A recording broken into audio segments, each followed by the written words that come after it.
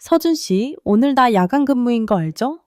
저녁은 엄마가 와서 차려주실 거예요. 늦지 않게 들어와요.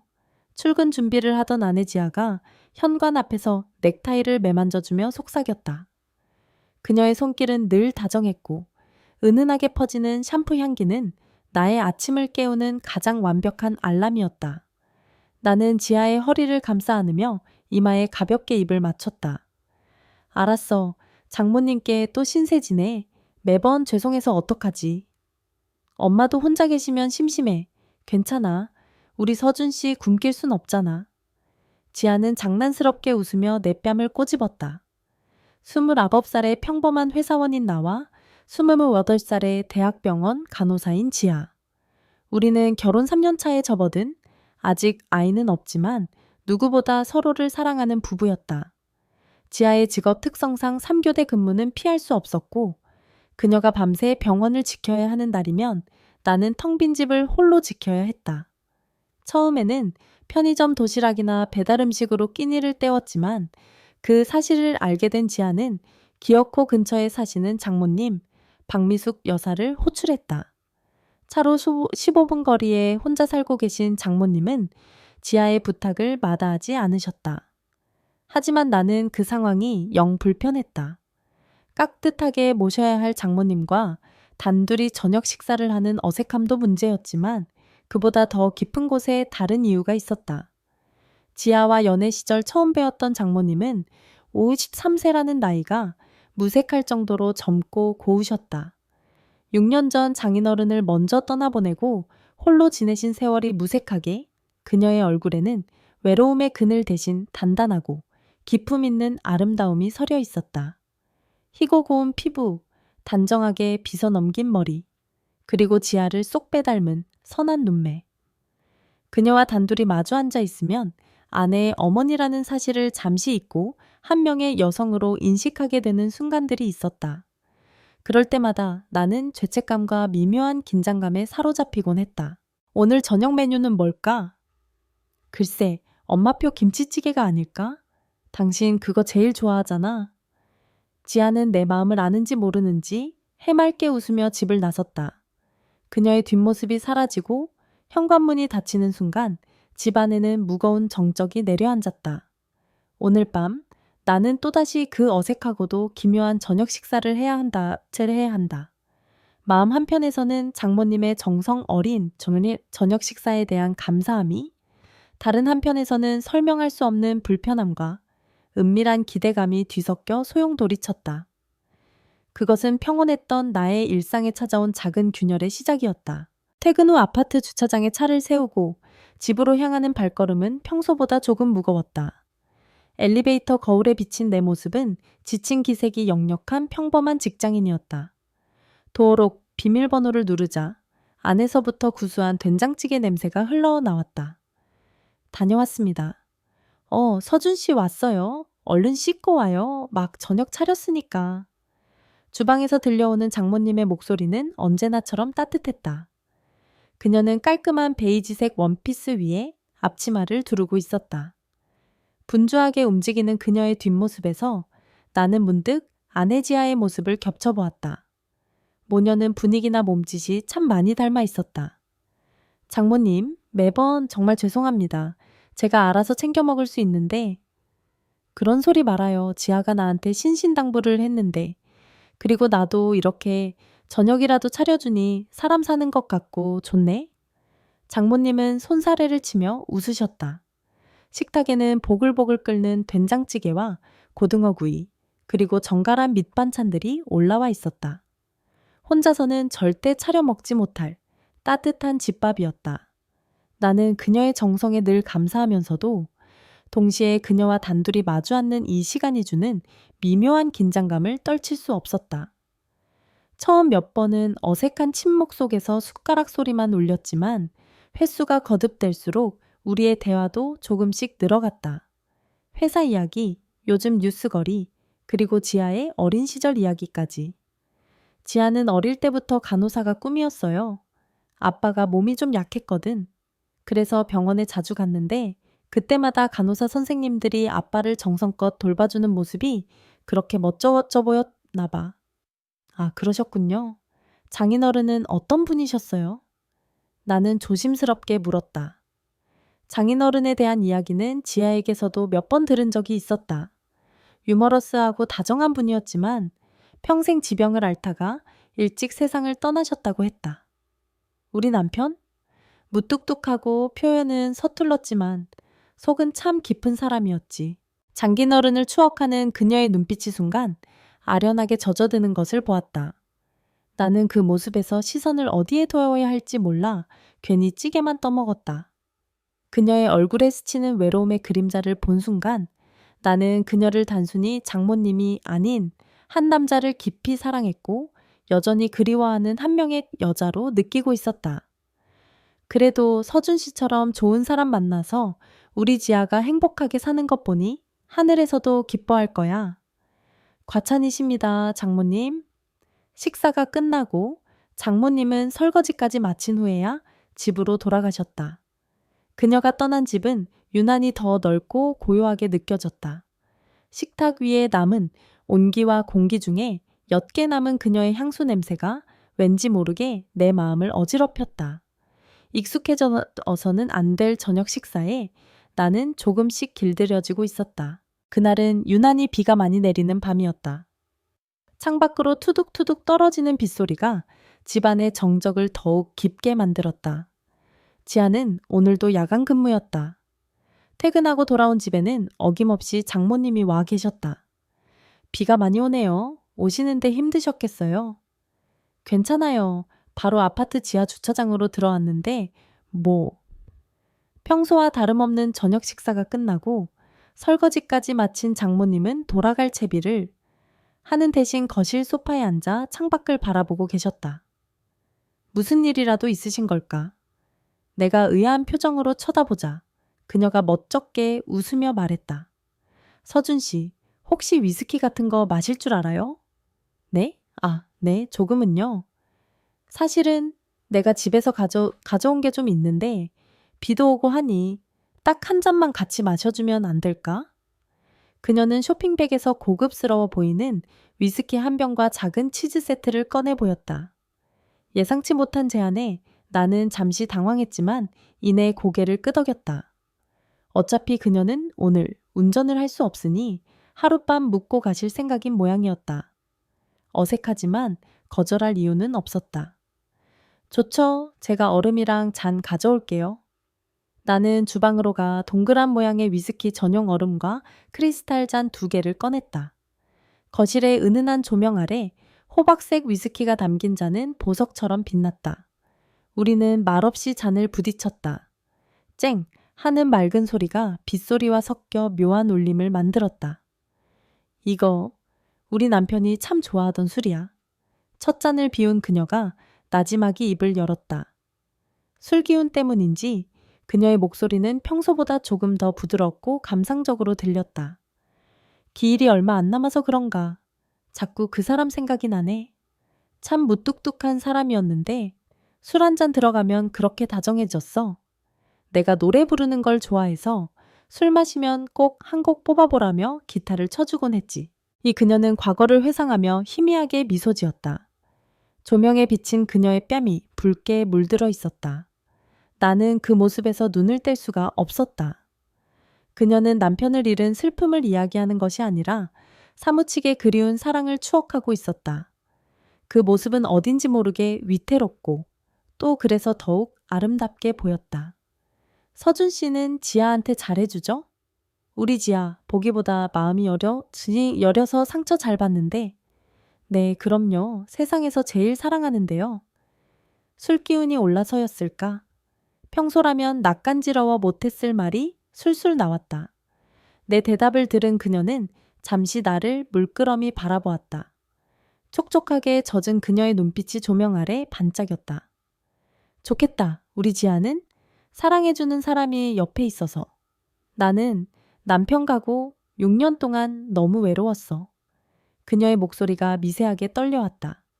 나는 무어라 위로의 말을 건네야 할지 몰라 그저 그녀의 잔에 다시 술을 채워주었다. 위스키의 쌉쌀한 향과 그녀의 슬픔이 뒤섞여 방 안을 가득 채웠다. 빗소리는 점점 거세지고 우리의 밤은 예상치 못한 방향으로 깊어지고 있었다. 술잔이 두세 번 더 오고 가자 거실의 공기는 처음과는 비교할 수 없을 정도로 무겁고 진득해졌다. 알코올은 이성의 빗장을 느슨하게 풀었고 억눌려 있던 감정들을 수면 위로 떠오르게 했다. 장모님은 더 이상 사위를 대하는 딱딱한 말투가 아니었다. 그녀의 말은 한결 부드러워졌고 나를 보는 눈빛에는 경계심 대신 짙은 감성이 어려 있었다. 그 사람 참 건강한 사람이었는데 밤에도 얼마나 활기찼는지 몰라. 그녀는 젖은 눈으로 나를 똑바로 응시하며 말했다. 밤이라는 단어에 담긴 의미를 알아챈 나는 심장이 쿵 하고 내려앉는 것을 느꼈다. 얼굴이 화끈거려 시선을 어디에 둬야 할지 몰랐다. 그녀가 나를 시험하는 건지 아니면 그저 술김에 나오는 하소연인지 알 수 없었다.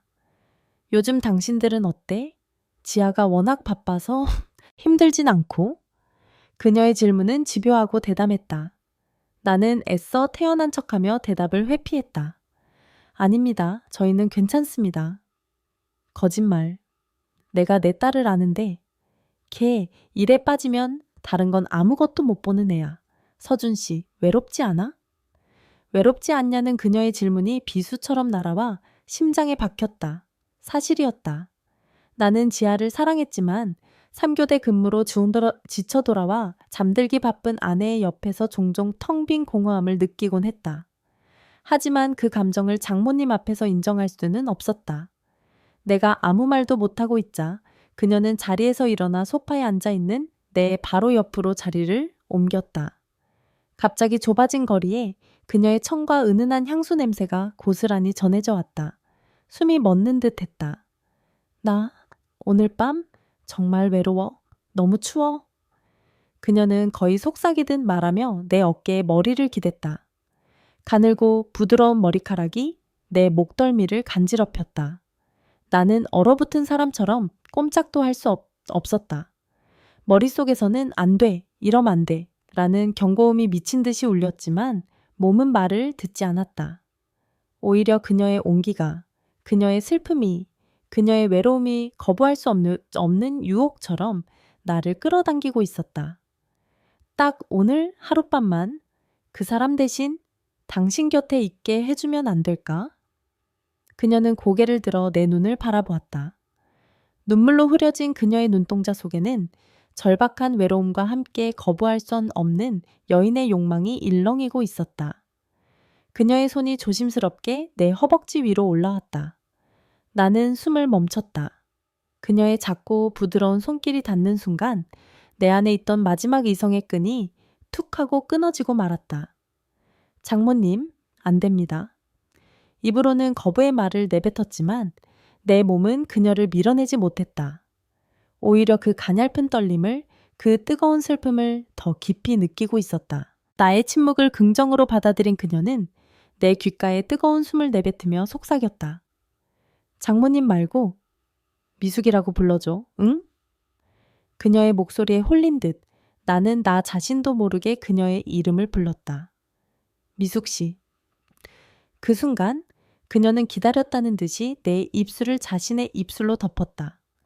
위스키의 쌉쌀한 맛과 그녀의 눈물이 뒤섞인 위험하고도 달콤한 키스였다. 뇌리를 스치는 지아의 얼굴, 죄책감, 그리고 눈앞의 쾌락. 모든 것이 뒤엉켜 정신을 차릴 수 없었다. 나는 결국 그녀를 밀어내는 대신 그녀의 허리를 강하게 끌어안고 말았다. 빗소리는 우리의 거친 숨소리를 감추려는 듯 더욱 세차게 창문을 두드리고 있었다. 요란하게 울리는 스마트폰 알람 소리에 억지로 눈을 떴다. 머리가 깨질 듯 아팠고 온몸이 납덩이처럼 무거웠다. 간밤의 일이 꿈이 아니라는 사실을 증명하듯 옆자리에는 장모님, 아니 미숙 씨가 곤히 잠들어 있었다. 흐트러진 머리카락과 새근거리는 숨소리, 미간에 잡힌 옅은 주름까지.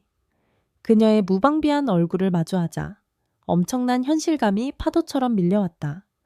나는 아내를 배신했다. 그것도 아내의 어머니와. 끔찍한 죄책감이 심장을 옥죄어왔다. 나는 조심스럽게 침대에서 빠져나와 옷을 챙겨 입었다. 거실로 나오자 테이블 위에 놓인 빈 위스키 병과 2개의 잔이 지난밤의 광란을 생생하게 증언하고 있었다. 나는 미친놈처럼 머리를 쥐어뜯었다. 술김이었다고, 외로움에 기댄 실수였다고 변명하기엔 우리가 나눈 하룻밤은 너무나도 깊고 선명했다.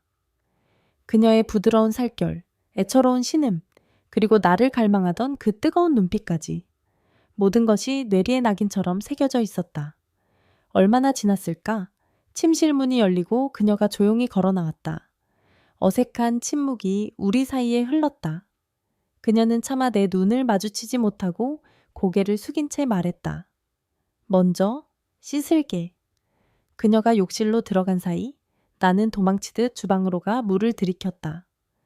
차가운 물줄기가 타는 듯한 속을 식혀주었지만 머릿속은 여전히 혼란스러웠다.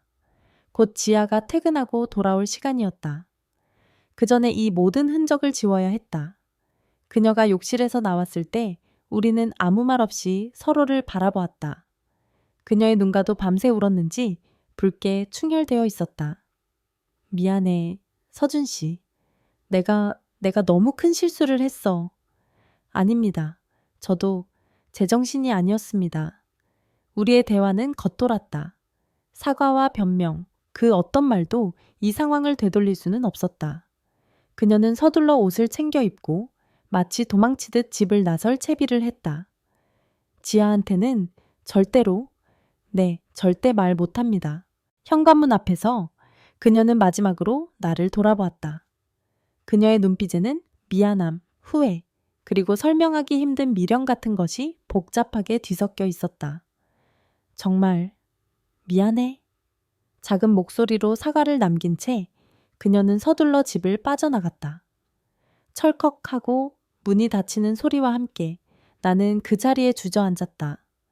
집 안에는 그녀의 향수 냄새와 우리의 비밀이 유령처럼 떠다니고 있었다. 이제 곧 지아가 돌아온다.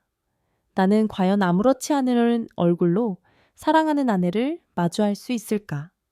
죄책감의 무게가 어깨를 짓눌렀지만 마음 한구석에서는 간밤에 뜨거웠던 기억이 연기처럼 피어오르며 나를 비웃고 있었다. 그것은 죄책감만큼이나 떨쳐내기 힘든 지독한 욕망의 흔적이었다. 그날 이후 나의 일상은 살얼음판을 걷는 것처럼 아슬아슬했다. 아침에 지아의 얼굴을 볼 때마다 그녀의 해맑은 미소 뒤로 미숙 씨의 눈물 젖은 얼굴이 겹쳐 보였다. 나는 죄책감을 조금이라도 덜어보려 이전보다 더 다정한 남편이 되려고 노력했다. 퇴근길에 지아가 좋아하는 케이크를 사가고 주말에는 피곤하다는 핑계 대신 함께 영화를 보고 산책을 했다. 서준 씨, 요즘 나한테 왜 이렇게 잘해줘? 뭐 잘못한 거 있어? 지아는 농담처럼 말했지만 나는 심장이 철렁 내려앉는 것을 느꼈다. 애써 태연한 표정을 지으며 그녀의 머리를 쓰다듬었다. 우리 지아가 예뻐서 그렇지. 갑자기 더 사랑스러워 보여서. 어머, 닭살도다. 지아는 내 품에 안기며 행복하게 웃었다. 나는 그녀를 꽉 껴안으면서도 이 평화로운 일상을 내 손으로 망가뜨렸다는 자책감에 숨이 막혔다. 다행히 그날 이후 1달 넘게 지아의 야간 근무는 없었다. 자연스럽게 미숙 씨와 마주칠 일도 없었다. 주말에 지아와 함께 처가에 들렀을 때 그녀는 나를 평소처럼 서준 씨라고 부르며 깍듯하게 대했다. 하지만 우리는 알고 있었다. 예전과는 모든 것이 달라졌다는 것을. 식사를 하는 동안 우리는 단 한 번도 서로에게 시선을 마주치지 못했다. 그녀가 내미는 반찬 그릇을 받을 때 손끝이 스치기라도 하면 감전이라도 된 것처럼 소스라치게 놀랐다. 그 미세한 긴장감과 어색한 공기를 다행히 지아는 눈치채지 못하는 듯했다. 밤에 잠이 들면 나는 종종 그날 밤에 꿈을 꾸었다. 위스키의 향, 거친 빗소리, 그리고 서로의 몸을 탐하던 뜨거운 순간들. 꿈에서 깨어나면 온몸이 식은땀으로 젖어 있었고 옆에서 곤히 잠든 지아의 얼굴을 보며 또다시 깊은 죄책감에 시달려야 했다. 하지만 시간이 약이라는 말은 잔인하게도 사실이었다.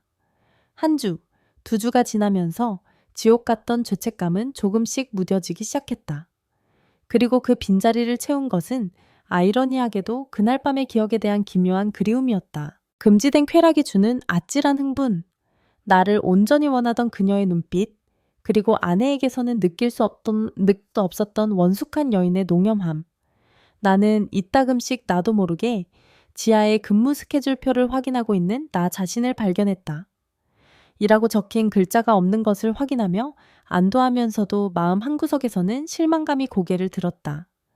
나는 미쳐가고 있는 걸까? 죄책감에 몸부림치면서도 또 다른 배신을, 또 한 번의 위험한 밤을 은밀히 기대하고 있었다. 평온했던 일상은 이미 돌이킬 수 없이 균열이 갔고 나는 그 아슬아슬한 경계 위에서 위태롭게 흔들리고 있었다.